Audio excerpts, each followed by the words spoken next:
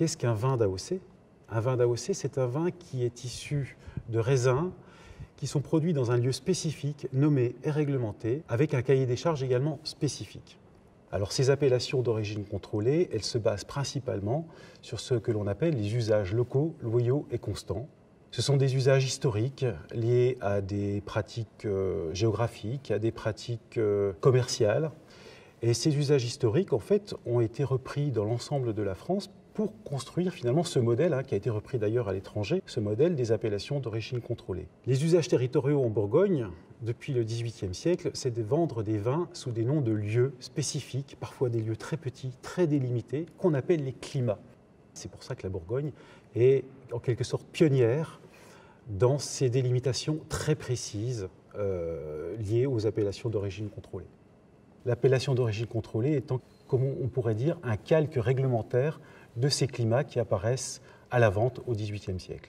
Les Bourguignons seront les premiers à appuyer justement pour la mise en place de lois spécifiques sur les appellations d'origine, ce qui donne naissance à la loi du 6 mai 1919 sur les appellations d'origine.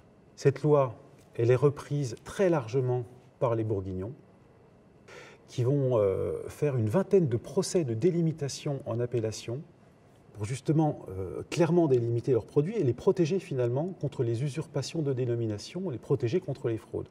Un des premiers jugements qui a lieu en France et de délimitation va justement concerner un climat, c'est le Montrachet, qui est délimité en 1921. On aura une vingtaine comme